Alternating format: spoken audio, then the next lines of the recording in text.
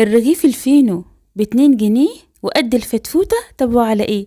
هعمل لكم النهاردة عيش فينو، عايزة اقول لكم من الاخر بقى كده تحفة تحفة تحفة. بصوا، مش هتعملوا سندوتشات، لا لا، من جماله هتاكلوه كده حاف حاف من جماله. شايفين شكله عامل ازاي؟ عايزة اقول لكم الوصفة بتاعت النهاردة مفيش اسهل ولا احلى ولا اجمل من كده. طعمه وريحته هتجيب لاخر الشارع من جماله. عايزه اقول لكم املوا البيت خير، اعملوا السندوتشات للعيال كده بالعيش اللي انتوا عاملينه في البيت، يكون بقى بنظافه وبالحلاوه اللي انتوا شايفينها دي. عايزه اقول لكم طري وهش ومفيش احلى من كده يعني. ولا تقولوا لي بقى قرص ولا كرواسون ولا اي حاجه، لا لا. الوصفه دي هتنسيكوا اي وصفه عيش او اي وصفه قرص عملتوها قبل كده من جمالها وحلاوتها. بصوا، طرية جدا جدا جدا وبتدوب في البق. اعملوها بقى للعيال بما ان المدارس بكرة، واللي لسه ما جابتش عيش والفرن خلص والبقال خلص العيش، قومي بقى كده وتشطري وجيبي بقى الدقيق واعملي الوصفة القمر اللي احنا هنعملها النهاردة دي مع بعض. تعالوا بقى نشوف عملنا الجمال والقمر والحلاوة دي ازاي. يلا بينا، اشتركوا في القناة دي، قناتي اكلاتي واختراعاتي، وحطوا لايك. يلا بينا على طول نبدأ الوصفة. اللهم صلي وسلم وبارك على سيدنا محمد. بسم الله. بصوا بقى يا حبايب قلبي، اول حاجة بجيب هنا بولة غويطة كده، بحط فيها كوبايتين من المية، والمية تكون دافية، مش باردة، ماشي، ومش عايزاها كمان من الحنفية، لا، كوبايتين مية دافية.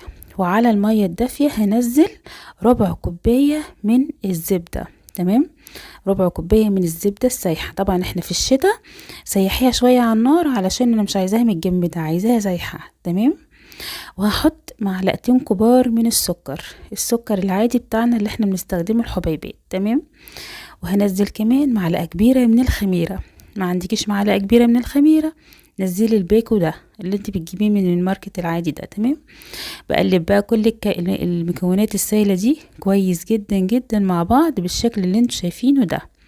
بعد كده بجيب بقى الدقيق بتاعي، بنزل كوباية وعليها الكوباية التانية، يعني كوبايتين كده، 3 كوبايات.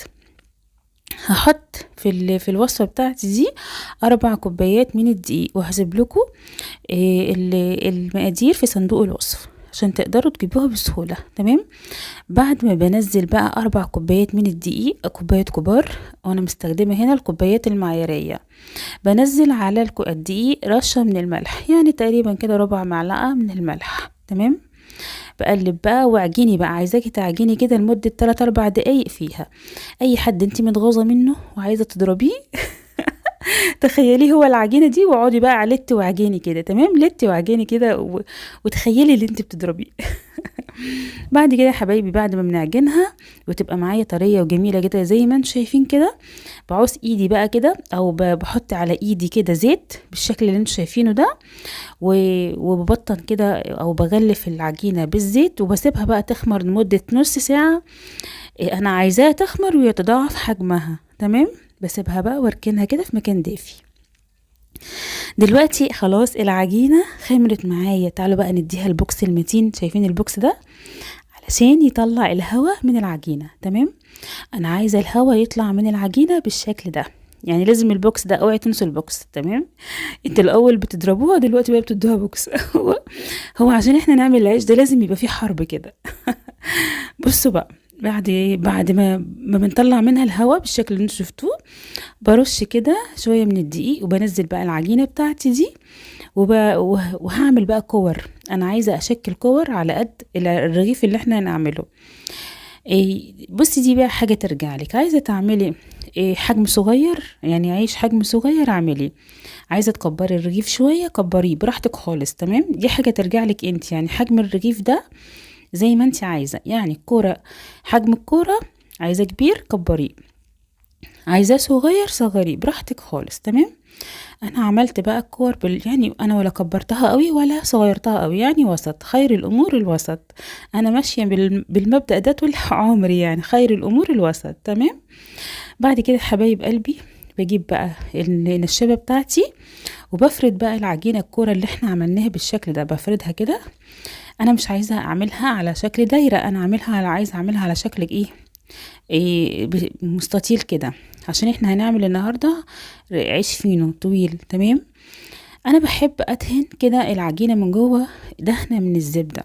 عاوزة تدهنيها ادهنيها، مش عاوزة براحتك خالص. يعني لو مش عايزة تحطي زبدة دي حاجة ترجعلك. انا بحط الزبدة، بتدي العجينة كده طراوة وطعم حلو قوي قوي بعد ما تستوي. تمام.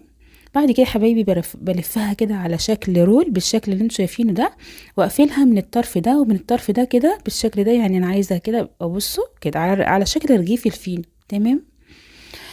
هعمل معاكم بقى واحدة كمان اهو. بجيبها كده برش بس رشة من الدقيق كده عشان بس متلزقش معايا في النشابة.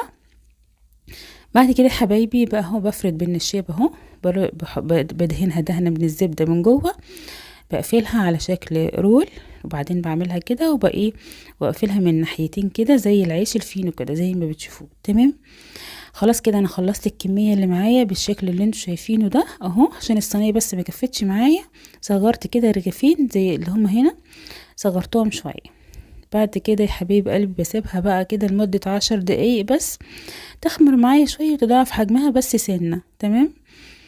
اسيبها بس 10 دقايق وكده خلاص تضاعف حجمها. بصوا حجمها كبر ازاي شوية، انا عايزاها حجمها بالشكل ده. بعد كده حبايبي بجيب بقى بياض بيضة، بلاش الصفار عشان الصفار يعني بيكون زفر شوية. بجيب بياض بيضة وبنزل عليه 3 معالق من الحليب. تمام. بقلبه كويس كده مع البياض. بعد كده بجيب بقى الفرشة بتاعتي وبحط بقى على العيش بتاعي كله، بوزع بقى الخليط اللي احنا عملناه ده على وش العيش كده علشان ياخد بقى اللون الاحمر. بعد ما يستوي بيبقوا تشوفوه بالشكل اللي انتوا شفتوه في اول الفيديو كده. بعد كده ودي حاجة ترجع لكم، عاوزين تحطوها حطوها، مش عاوزين براحتكم. انا هنزل هنا رشة من السمسم. تمام. عاوزين تحطوا سمسم وحبة البركة، عاوزين تحطوا حبة البركة بس، عايزين تسيبوه سادة، ده شيء يرجع لكم انتوا زي ما انتوا عايزين. انا حطيت هنا شوية رشة كده من السمسم ورشة كمان من حبة البركة. تمام. بكون قايدة الفرن على درجة حرارة 180، بسيبه بس يسخن واحنا شغالين في العجينة يسخن عشان انا عايزة فرن سخن. بدخل بقى العجين بتاعي واسيبه كده لمدة يعني 15 دقيقة. وبعدين تشغلي عليه الشواية كده لمدة 3-4 دقايق، بيبقى معايا بالشكل القمر اللي انت شايفينه ده. عايزة اقول لكم بجد تحفة. اول ما يطلع من الفرن على طول وهو سخن ترش عليه كده رشة من المية علشان يفضل طري معاكي. يعني ترش عليه مية كده ببخاخ وبعدين تغطيه. تمام. تغطيه بقى وتسيبيه لمدة بس 3-4 دقايق كده علشان يفضل العيش طري معاكي وحلو كده زي ما انتوا شفتوه. بس شايفين بقى الجمال، شايفين الحلاوة. عايزة اقول لكم بجد من الاخر كده عيش يجنن. لازم تجربوا العيش ده بطريقتي. بصوا بقى جربوه وانسوا اي طريقة عيش عملتوها قبل كده في حياتكم. العيش ده طري حلو قوي قوي قوي. كمان حلو كمان للناس اللي هم كبار في السن، اللي هم ما بيقدروش ياكلوا العيش الناشف اللي هو بيبقى ناشف شوية. ده طري كده بالنسبة لهم على اسنانهم. وللأطفال الصغيرين اللي لسه بيتعلموا ياكلوا، وتدوا بقى للعيال في المدرسة تعملوا سندوتش كده ياكلوا كده من غير سندوتش، اصلا هو لوحده كده حاف كده جميل. يا رب يكون وصفة عجبتكم. عايزاكم بقى تحطوا لايك للفيديو لو عجبكم، وعايزاكم تشتركوا في القناة. بحبكم قوي. استنوني في وصفة جديدة اكلاتي واختراعاتي. يلا اسيبكم في حفظ الله ومع السلامة.